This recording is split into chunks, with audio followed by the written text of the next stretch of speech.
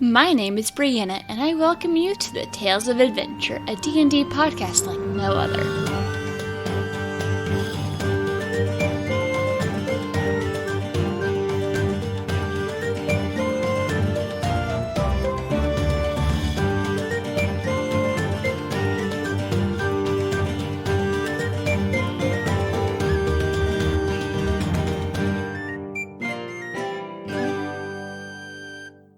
I'm not on any podcasts at the moment, but I'm always open for it. So if people out there listening need a big dumb idiot for your podcasting stream, I'm usually available. But then there is, Arkmir Kymenos, a tiefling bard, went to the College of Whispers. So he grew up in Waterdeep in less than ideal circumstances and has been trying to forget that ever since.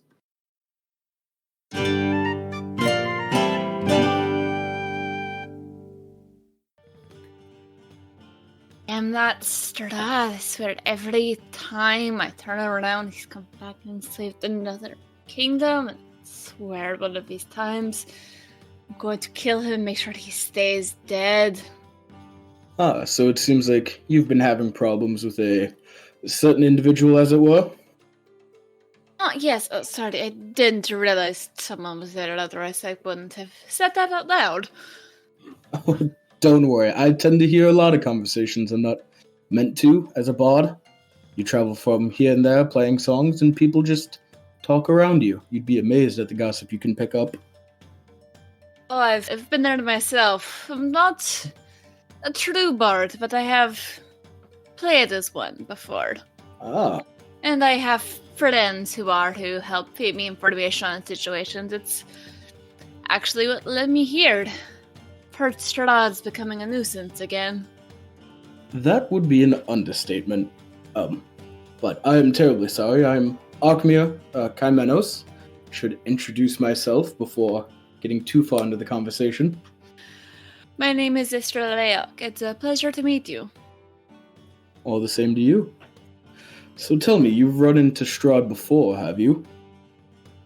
Unfortunately, yes. He has a nasty habit of causing quite a bit of trouble, and it's one of my jobs is keeping an eye on trouble and making sure trouble doesn't lead into, death, war, the end of the world, that kind of stuff. Interesting. A few, I'll say friends of mine have been dealing with that devil for a few weeks now. Interesting to hear that he's causing problems for others. He is a tough bastard to get rid of. Every time you kill him, a couple of years later, he pops right back up. But how did you get involved with him? Not through any want of our own. Traveling through, I'm sure you've met the Vistani folk, and I've grown quite accustomed to traveling with them. We have similar outlooks, as it were, and they don't seem to care too much that I'm a tiefling. Very pleasant folk to deal with. I travel with them from time to time, but it's been a while. Yes, so you'll know why I enjoy their company so much. Lots of music and celebration. However, these new acquaintances of mine happen to stumble upon a Vistani camp outside the mists, and the lovely Sir Stanimir told us a story, and apparently that story tricked us into arriving in Barovia. So, we did not choose to be here, and we're hoping for a way out. And I am loath to say that I think that way out is through Strahd himself. So you're saying you're brought here through some sort of magical or mystical means, and now you have only one way of escape? Unfortunately, that appears to be the case. It's always an annoying situation to be in. It is. I don't like feeling stuck to one particular place, especially when I didn't choose to be stuck there. So it's been quite frustrating, to say the least. I can imagine. Also, as a bard, you travel often. I do, and usually the places are more lively than what you'll find in Barovia. Not hard to be more lively than this place. True. I believe I've had better reception at a funeral, as it were. I have too. Been to some interesting funerals for some very famous heroes. There's always a lot of drinking involved in those. And a lot of coin, which is the better part of it. That is also true. So, how long have you been traveling? Where are you from? Myself, I've been out of Waterdeep for some time, traveling with different bands and companies for, I'd say about a decade now. It's where I learned how to play and how to do the tricks that I do. But I've only been chasing after Strahd for a few weeks or so, maybe a month. So, what have you learned in that time? Oh, I've learned quite a bit. I've learned that, as I was saying before, it's surprisingly easy to get into places when you're a bard. People invite you in and then forget you're there. So I love picking up gossip. It's quite easy to blackmail the rich folk with some scandalous story or something of that sort. I think they're so untouchable, but it's really not true. You'd be amazed how many of them just think they can sleep with a local barmaid or servant at the house and nobody's going to catch wind of it. Rich, not intelligent. Exactly, which means they are easy to trick and easy to steal from. And in that time, I've learned the power of music and how it can be used to influence the world in the arcane. I'm particularly fascinated by the songs and words that can influence people on a mental level. Not much of a fighter myself. Understandable. Fights can be very messy. It's much more fun when you can take someone down without having to get too close. Oh yes, these coats here are made of very fine material, and blood is impossible to get out of them, whether it's my own or somebody else's, so I try to keep hostiles away from me as much as possible. It helps to have other people standing in the way, so you find some interesting people who are more than willing to fight in front of you, and that sort of solves things for you. Very true indeed. Plus, the feeling of being stabbed is just so uninviting. Oh, it's the worst. That is very true, my friend. I've been thankful to avoid it most of my life, but the few times it has happened, you're glad you have a clerk by your side then. Very glad. They have this wonderful ability to make sure that you don't actually die. I've all my life to a few clerics myself. Yes, the one I travel with currently is certainly far from the worst that I've been with.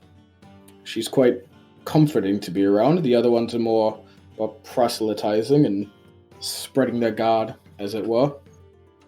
Yes, I've never been a big fan of those. I understand speaking of your god, but don't force it on people. Exactly. Although, thankfully, from my appearance, the horns and devilish eyes tend to keep most religious folk away. Unless they're brandishing a weapon. I would hate the people that got immediately towards that reaction. It's not like it's your fault where they're from. Exactly. I didn't choose this. I've grown used to it, though. It hardly bothers me at this point. 25 years of abuse for how you look, and it starts to mean nothing after a while. That's true. Plus, if it really bothers you, there are objects that can be enchanted to make you appear as someone else. I have picked up that trick. I know there are some magics that can disguise yourself, and if people are particularly off-put by it, I can change my form. However, at this point, I've decided why be angry about it, and why not embrace it. People are going to dislike you regardless, so you might as well enjoy yourself, and to the nine hells with everybody else who doesn't agree. That's a very good way of looking at things. I admire that. Why, thank you. Not many people admire me for much. But, yes, as I said, it makes it easier to not give a damn what others think.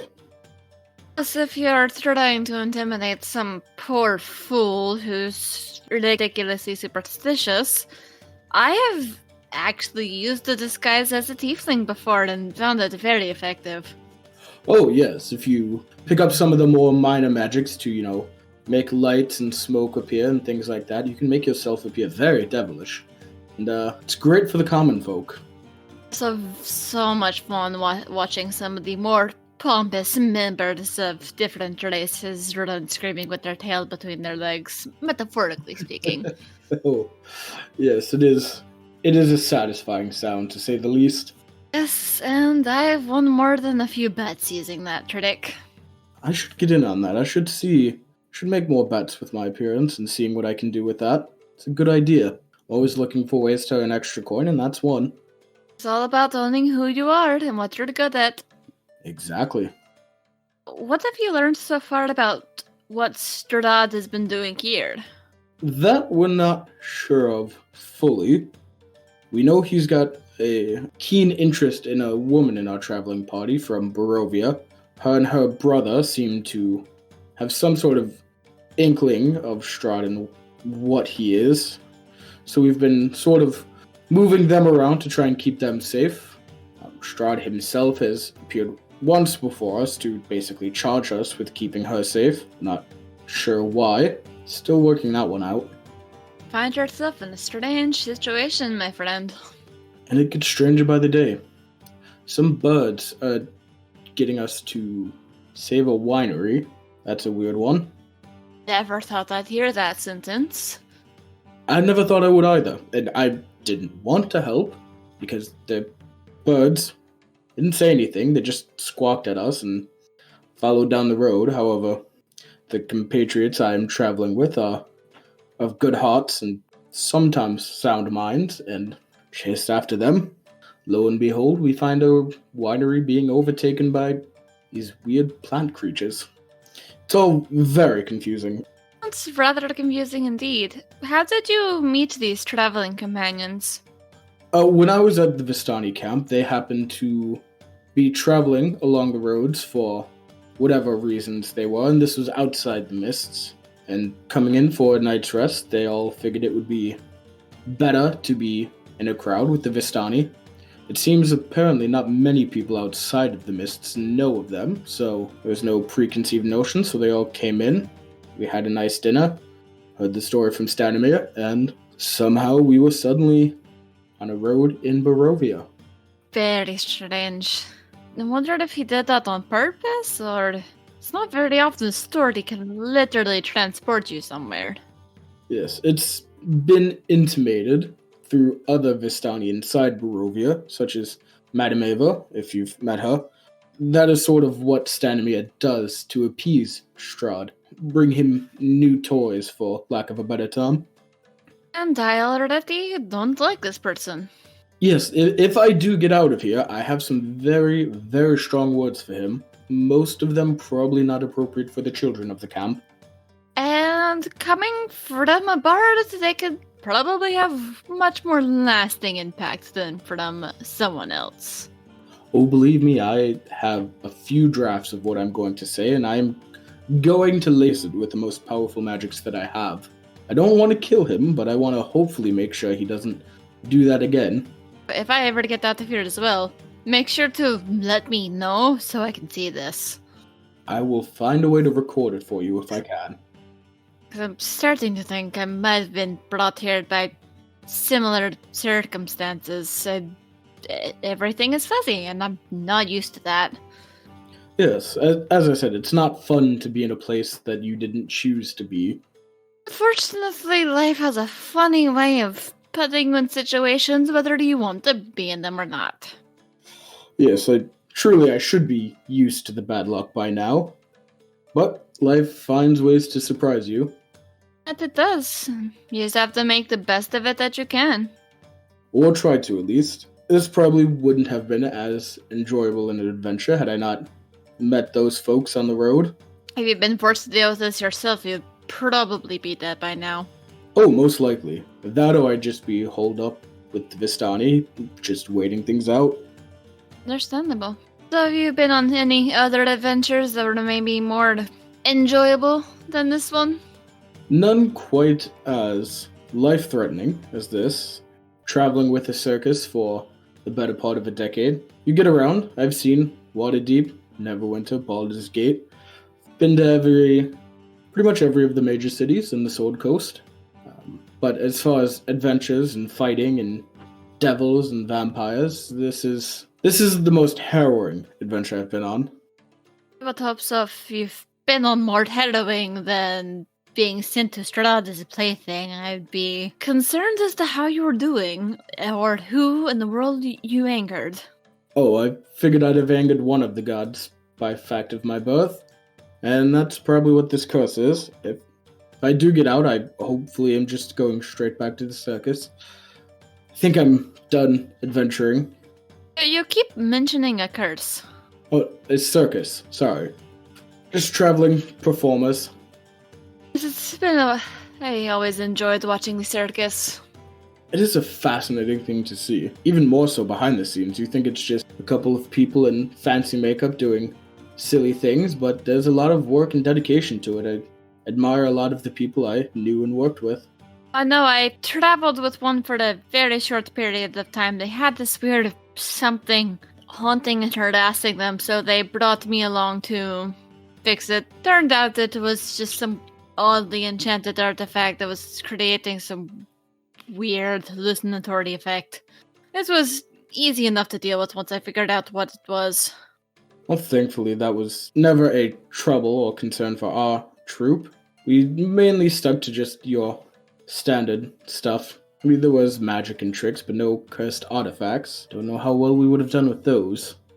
Someone wasn't even cursed. It was just a very poorly made enchantment that wasn't working the way it was supposed to. It acted like it was cursed, but it more freaked people out than anything.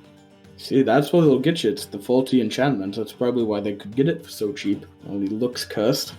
Yeah, so we had a very strongly worded conversation with the proprietor. Oh, I'm sure you gave them more than an earful. I did, because I accidentally got sucked into another situation that was not fun. What is it with people and making things that can just drag people into other realms or planes? Seems like something you shouldn't just put in another object and leave laying around. Some people are just assholes. That's probably the truest thing I've ever heard. And that person in particular ended up getting imprisoned for something else, and every once in a while when he's about to get out, I go and dig up evidence of something else he did, so he's been there for a while. And will probably be there for a while. At least he's serving some sort of justice at this point. Yes. Sometimes you have to find your own justice. I am not looking forward to the day justice comes back and finds me, because I'm sure that's not going to be fun. Justice for what? If you don't mind me asking. Oh, who knows? I've lied, cheated, and stolen from enough people to make a living so far that I'm sure those tiny injustices are adding up to something unfortunate. You are certainly not the first, and you will not be the last. It's actually very common. I've done some stealing myself. Well, when the jobs run short and you need to eat, you're not just going to starve. Exactly. Also, sometimes some people, they have things that they shouldn't have, and that's the best way to make sure they don't accidentally get themselves killed. Or they just have something they won't notice is missing. That's the way I've always looked at it. Got 17 silvered candelabras in your house. You're not going to miss it if you only have 15. That's a very specific example.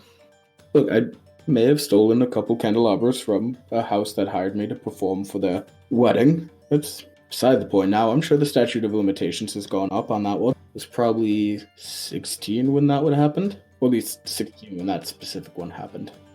I'm sure no one noticed. Plus, if you ever get in any serious trouble for one of those thefts, there's a good chance that wherever you are, if you tell them you're a friend of Vistra's, they'll let you off easy. Because there's probably someone there who owes me a favor. Well, I will be sure to pull that card out if ever needed. But also the good thing about being a bard is that you're never in town for too long, so by the time they notice, you're usually 6 towns over. And bards have a wonderful habit of turning their ways into and out of all sorts of situations. Oh, believe me, I've done that a time or two as well. Just a magic-laced word here, a honey-soaked phrase there, and in and out without anybody even realizing it. So I've had a number of jobs where I made sure to bring a bard along. Oh yes, and being a tiefling myself, the tail helps. It keeps people distracted, makes sleight of hand so much easier. Yes, I imagine that would be helpful to trip up anyone who's attempting to pursue you. Use it for that, you knock over a waste bin when somebody's chasing after you, or you just use it to hold something. Everybody thinks that's a neat little trick and they don't notice your other hand sneaking something into your pocket. Seem like a very sneaky one indeed. I have a feeling I should keep an eye on my wallet. Oh, don't worry about that. I would never rob somebody who's given me such a polite conversation. I usually save it for those that have more than they need or those that have... And from the looks of it, you're neither. You're quite a pleasant person for the night. Appreciate that. Plus, I've got a few words on my wallet. It would not end very well for you. Yes, that is also part of it as well. You are quite the capable-looking adventurer, so I know when not to test my grounds. It's one thing to steal from a noble, it's another to steal from a fellow adventurer. That is true. Unless that adventurer is also an arsehole. Yes, but then I usually wait until they're asleep. Other adventurers tend to have ways to either sniff out the tricks I'm pulling or stop them from happening completely. So how are you getting along with this new group you're with? It's been strange. I'm not used to traveling with people, of their kind at least. The circus is a different beast altogether, seeing as they're all performers, so we all have a common thing bringing us together, and the only thing bringing our group together is happenstance at the point. But they've been oddly charming, put it in a certain way. Think you will travel with them once you're out of this situation? I'm not a man who usually thinks that far ahead, but we will see. I'm not sure where everybody's heading after this. I'm sure our dear Lydia would like to go back home. As for Gul'dan and Sefri, they seem like traveling sorts, so I'm not sure where they'll go. But our focus is on staying alive for the moment. I take it there's quite a few beings in this world that are also trying to kill you? Yes, we've done our best to stay out of trouble, but when you're strangers in a foreign land, you're bound to make an enemy here or there. That is true. And again, with the whole Strahd being aware of us and knowing who we are, that doesn't make it easy to sleep at night. But it does not. I'm thankful I don't think he's quite yet realized I'm here. Yes, let's hope he doesn't notice until at least we're done with our conversation. I hate it to be so rudely interrupted, but as confident as I am in my abilities, I know for certain I'm not at a point where I could take him on. Oh, he's quite the challenge to beat and apparently really hard to kill, it seems. Or at least permanently kill. So it seems. That's our group's main focus right now, is finding these supposed items that are supposed to help against him. So we're looking to collect those, and then after that, I don't know, maybe have a nice dinner chat with the Lord himself. This is the first I've heard of such items. Where did you hear of them? That Madame Ava, a woman, she's with the Vistani, she's a fortune teller. She seemed to give us these vague prophecies of things that may or may not help us against him. Prophecies are always annoyingly vague. Of course. So yes, we are not clear on what they are, and we're also not clear on where they are. Even the help of the locals hasn't located most of it for us. We do know that one of the things is in Kresk, so that's our current destination after we leave here. What were these prophecies?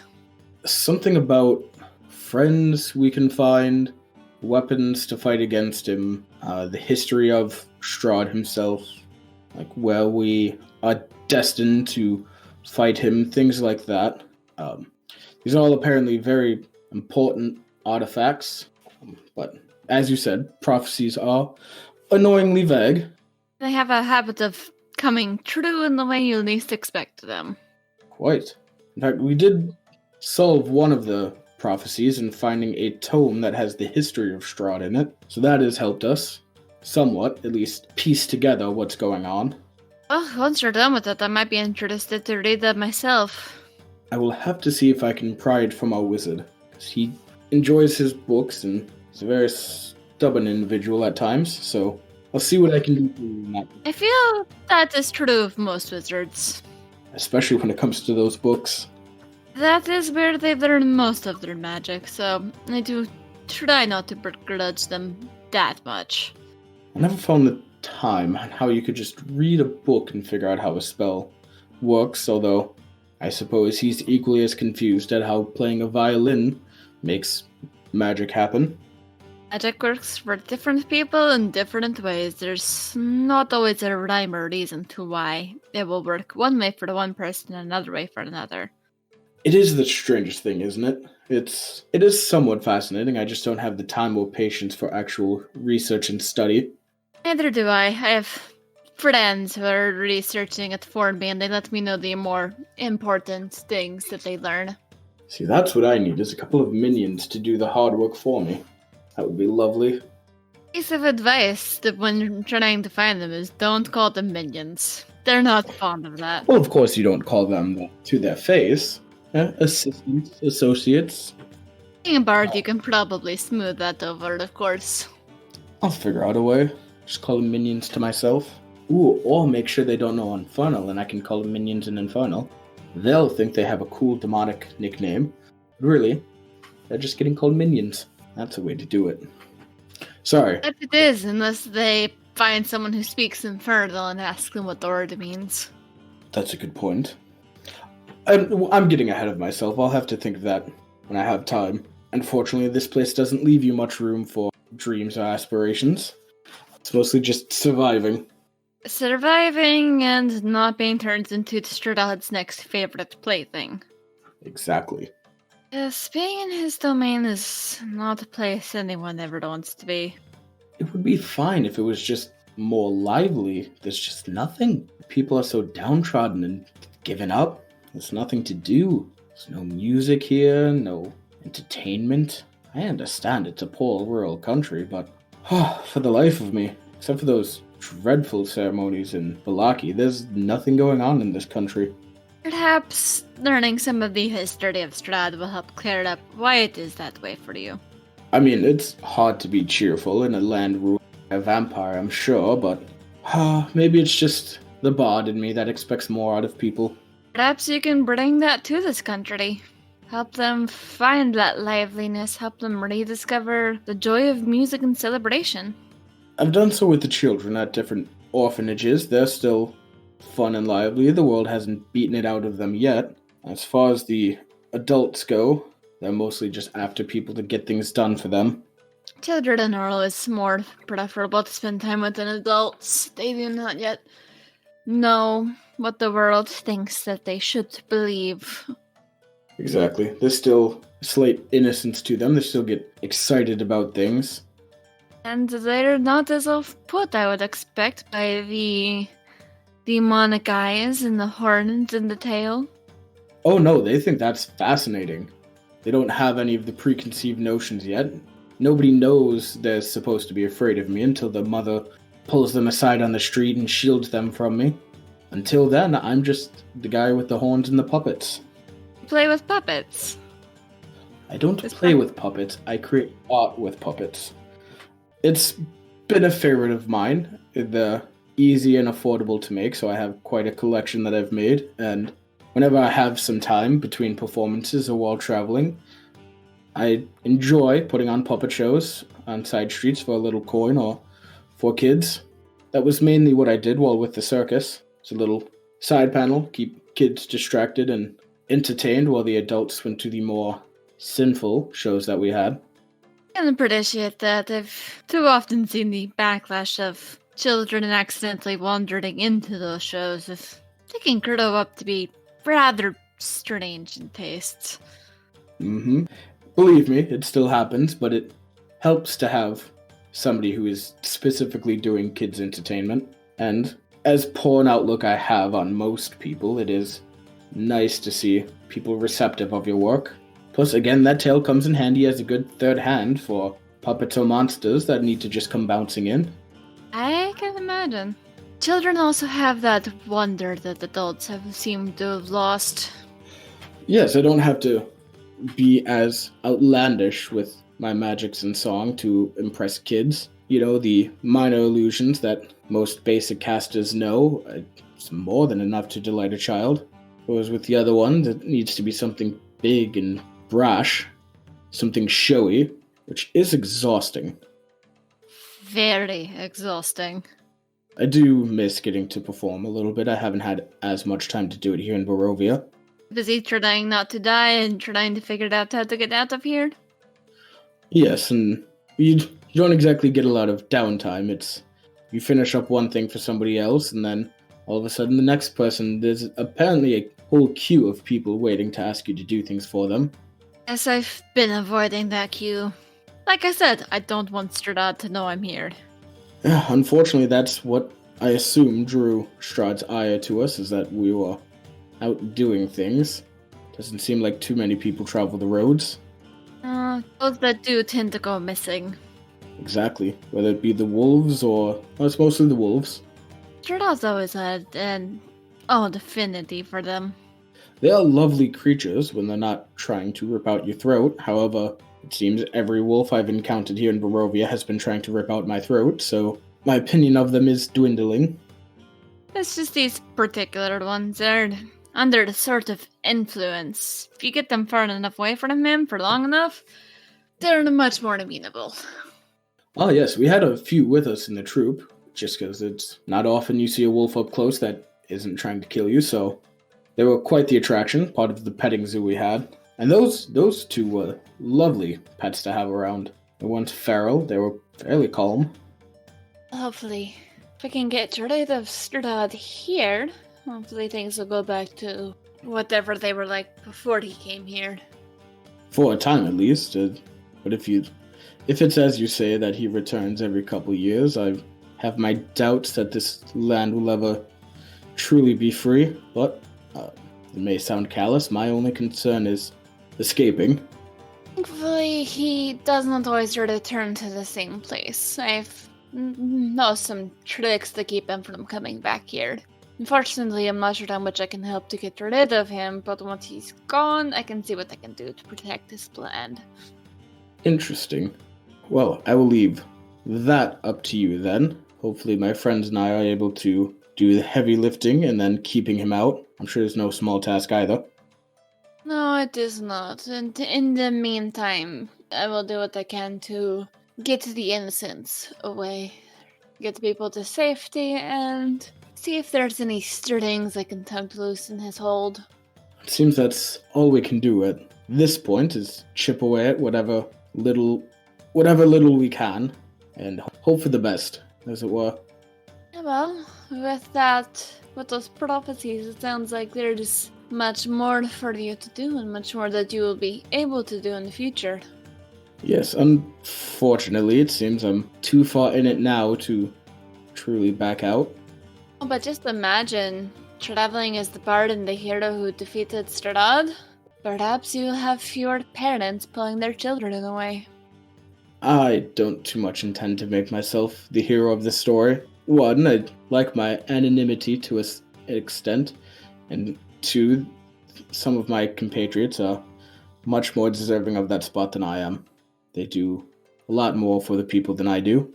Life has a funny way of making heroes out of the most unexpected, whether you want it to or not. You're starting to sound a bit like Sefri herself. She's very adamant that I'm a good person, but we'll see about that one. I think there's a good person in there somewhere. You may like to hide it like most bards, but for someone who cares so much for children, there's got to be some good in you. Don't you start. First I have to deal with them telling me I'm a good person, now I have to deal with the stranger telling me. Any more of that and I'll start to believe it. Does that be so bad? It might be. You live your life thinking one thing for so long, it's not exactly easy to accept it when people are telling you another thing. Does that have to be bad, though? Change can be a good thing. It's just different. I won't say the feelings that Sefri has brought up have been entirely bad or unwanted. They're just foreign to me. Don't worry, my friend. I'm sure you will get used to them in time. If your friends are anywhere near as stubborn as I think they are. Oh no, she is. She very much is. Her and Lydia both, and Gul'dan. They're the three stubbornest people I've ever met. In good ways. Guess time will show if they're the more stubborn than you are. Probably. You know, the small one, Lydia, tried to stand up to Strahd so that she wouldn't kill our friend Gul'dan. A little halfling woman ran in front of the half-orc to protect him. I ran. Seeing that courage was somewhat uplifting. Perhaps there is hope for you yet. Maybe. For now, I'm just doing what I can to keep them from stumbling into harm's way as they like to do. That's honestly been the most vexing part. Forget friendship and feelings of camaraderie. The most frustrating thing is that they don't think. They just like to walk in to every situation, just sure they're going to help, and do whatever they can to help. Guess it's a good thing they have you then. If only they ever listened to me. I may be stuck in my ways of being paranoid and unsure of people, but it's kept me alive, has it not? At least that's my reasoning. Alive, yes, but there's a difference between being alive and truly living. A certain amount of paranoia is good. I'd say I've lived a certain amount, but a man who's lived the life that I have has reason to be untrustworthy of others. Yet they just bravely go up to everybody. Perhaps they have something to learn from you and you have something to learn from them. It's hard to deny that they have had an effect on me, but it is infinitely vexing to watch them just charge into everything. Although they have been nice enough to let me talk over questions. It's good to hear. Unfortunately, as much as I would love to stay and speak longer, I'm concerned if I stare much longer with some of the stares I'm getting. Strahd's going to find out that I'm here. Oh, of course, I wouldn't want to keep you any longer for that, and as I said, I would hate for him to show up now. Oh, don't worry, he's not stupid enough to do that once he knows I'm here, but it's much easier for me to be of use if he has no idea that I'm in the area. Well then, I'm at least glad to have met you for as brief a time as we did, Isra. It was nice to have a break and a warm conversation with a stranger for once. Certainly been a breath of fresh air in Barovia. Well, it's been a pleasure meeting you as well, and I'll try and keep an eye to see if I can lend a hand, but I'm afraid I must go back to the shadows where I do my best work. Well, hopefully we will see each other again, as it were. I do believe we shall once Strahd is dead, and next time we meet, drinks are on me. Oh, you don't want to make that promise to me, because I will hold you to it. Well, defeat Strahd, you will have earned it.